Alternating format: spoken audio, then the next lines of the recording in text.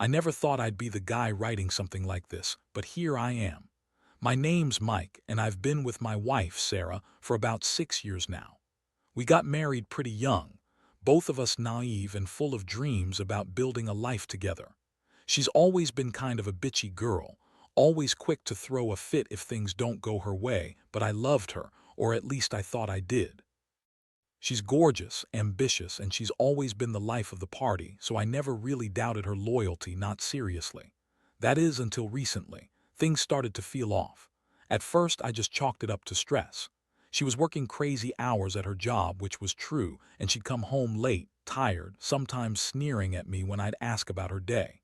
But then the little things started to pile up. Her phone never left her side, and she'd get defensive if I tried to look at it. When I asked her where she was last week during what she called a working trip, she snapped back that I was being paranoid, that I was just insecure. She said she was at a conference, and I believed her, because I wanted to, but my gut was never really convinced.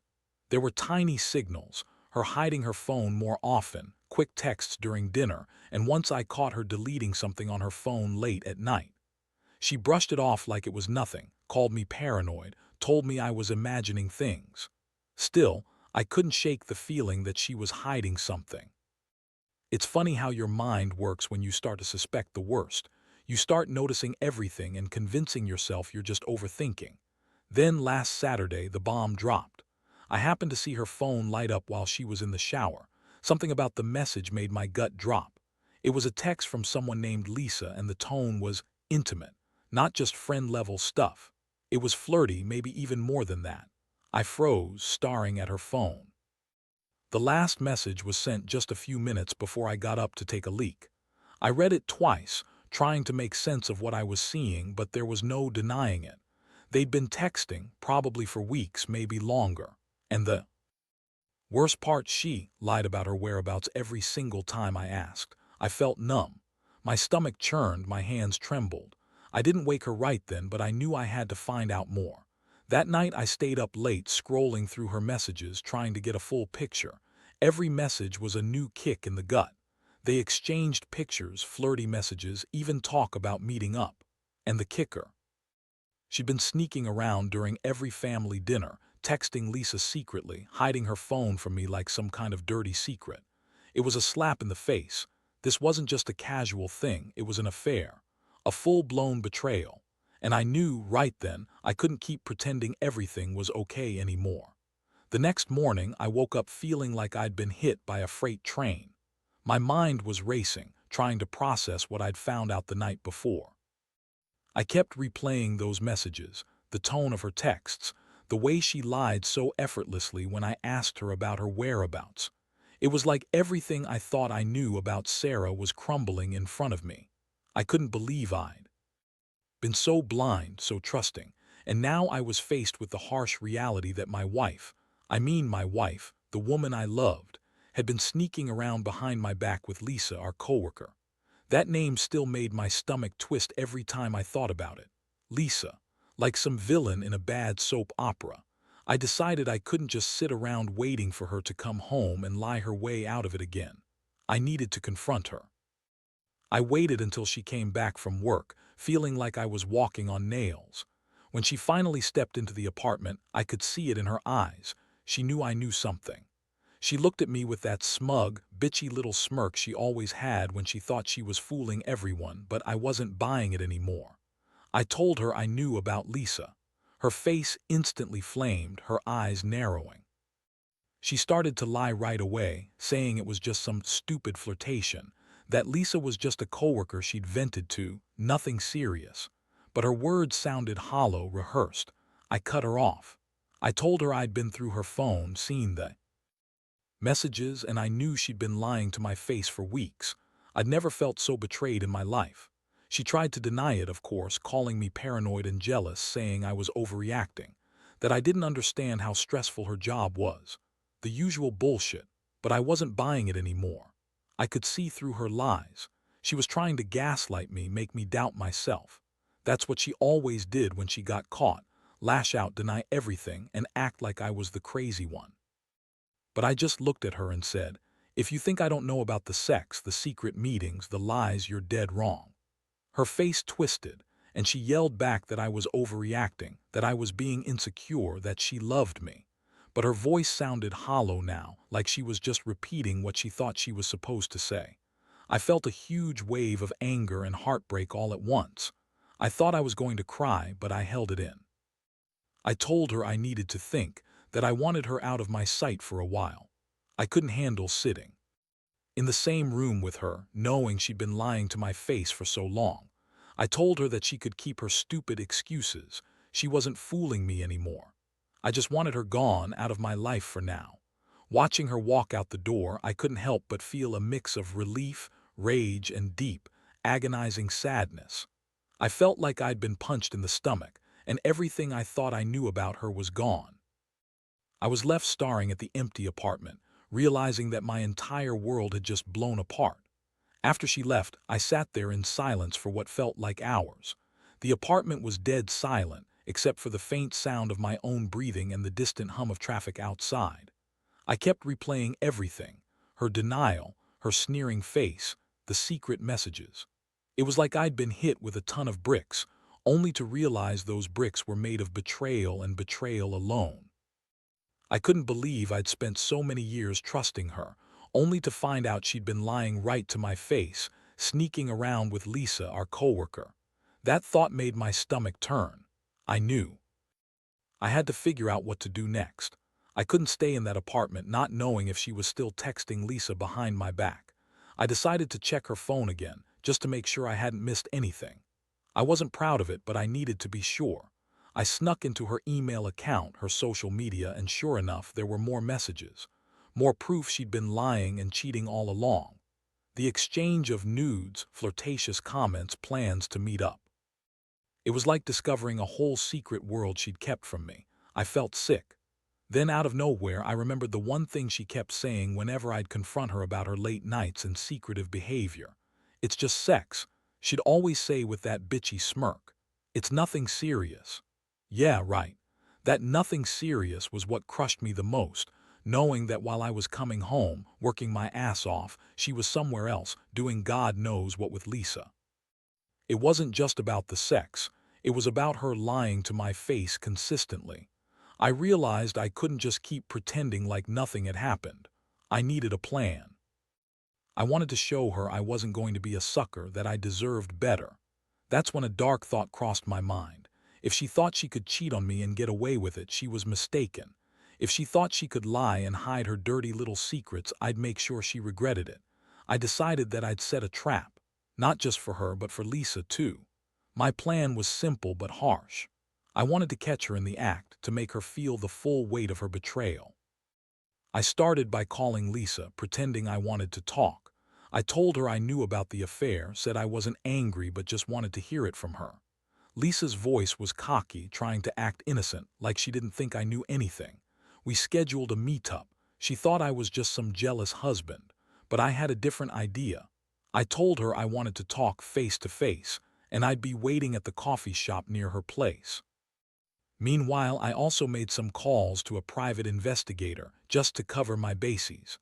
I wanted proof, real proof, of Lisa and Sarah together. I didn't trust her to slip up on her own, not anymore. I wanted her to know I was serious. This wasn't just some petty fight. This was about my dignity, my pride, my marriage. I was determined to make her regret ever messing around behind my back. That night I couldn't sleep. I kept thinking about her, about Lisa, about the lies, and how I'd been so blind. I thought about all the times she sneered at me, called me insecure, and how she'd lied to my face. My stomach was twisted, and I felt a bitter mix of anger, sadness, and a strange sense of clarity. I knew I was about to shake her world, and honestly, I couldn't wait. That morning, everything felt different. The adrenaline was kicking in. I was ready to confront her in a way she wouldn't see coming. I'd already scheduled the meeting with Lisa, and I had the proof from the investigator, pictures, texts, everything. I wanted her to know I wasn't just some naive guy getting played. I was going to make her regret crossing me, and I was going to do it on my terms. I waited until she got home from work, trying to stay calm on the outside, but inside my mind was racing. When she finally stepped into the apartment, I didn't waste time. I told her I knew about Lisa, about the texts, and about everything she'd been lying about. Her eyes widened for a second, then the bitchy smirk returned. She started with her usual bullshit, saying it was nothing, just a stupid flirtation, that Lisa was just a coworker she vented to, nothing more. She even had the nerve to call me insecure like I was the problem. I cut her off. I told her I had proof, screenshots from her phone, the investigator's report, and that I knew she'd been lying every step of the way. Her face turned red, then pale. She started to squirm, trying to deny everything again. But this time I wasn't having it. I told her I'd been patient, that I'd given her enough chances to come clean, but she kept lying. I said I was done trusting her, that I couldn't be with someone who thought they could cheat and get away with it. Her reaction was classic: rage, tears, then more insults. She called me an insecure, controlling idiot, said I was just jealous because I wasn't enough for her anymore. She even tried to turn it around, claiming I was the one who was cheating or at least interested in other women. That was rich. I just looked at her and said I was done playing her game. I told her to pack her shit and get out. I didn't want her presence anywhere near me anymore. She stormed out, screaming and crying, calling me an asshole and a monster. Honestly, I felt a mix of relief and disgust. Relief because I finally saw her for what she really was: a liar, a cheat, and a user. Disgust because I'd wasted so much time, so many years, on someone who never really loved me. I sat on the couch afterward, staring at the door she just walked out of, feeling the weight of everything crash down on me. My heart hurt, but part of me also felt free. For the first time in a long time, I was thinking clearly. Whatever I did next, it wouldn't involve her anymore. I had to start over, rebuild, and I knew I'd be better off without lying, cheating, nasty ass in my life. After she left, I stayed there, just staring at the empty apartment. My mind was a whirlwind: anger, sadness, betrayal. I had never felt so humiliated in my life. All those nights I stayed up wondering if she was hiding something, and turns out she was hiding everything. Lisa, the secret texts, the lies. I kept telling myself I should feel broken, but honestly I felt a strange sense of clarity. Maybe it was the shock, or maybe it was the adrenaline. Whatever it was, I knew I had to move forward. I decided to call the investigator first thing in the morning. I needed that extra proof, evidence that I could show her, that I could use if she ever tried to deny it again. Sure enough, the photos and reports confirmed everything I already suspected. Lisa and Sarah had been together a lot more than I thought. Some of the pictures were disgusting, some just plain sad. It was clear she'd been sneaking around, doing God knows what, and she'd been lying about her whereabouts the entire week. I was worried sick. I felt a mix of rage and heartbreak. This was just cheating. It was a full-blown betrayal of everything I believed in.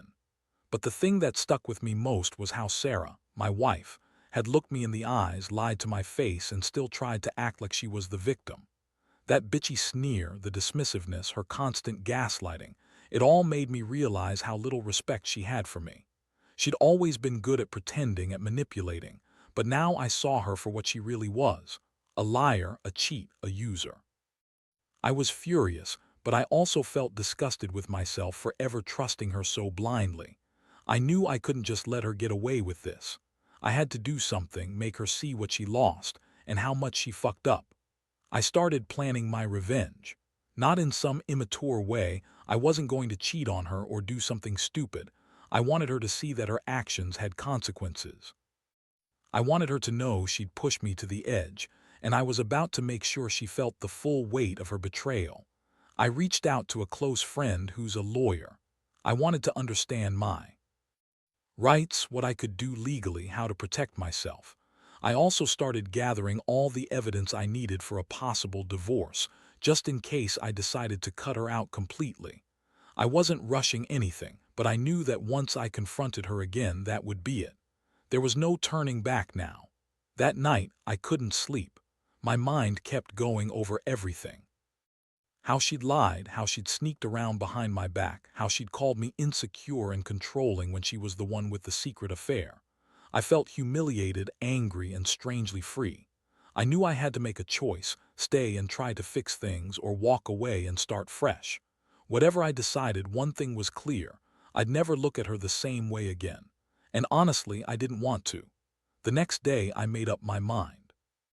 I went to see a lawyer, took all the evidence I'd gathered, and started the process of filing for divorce. It wasn't easy. I felt like I was ripping out a piece of myself with every step. But at the same time, I knew staying with her would only mean more lies. More heartbreak, more betrayal. I couldn't live like that.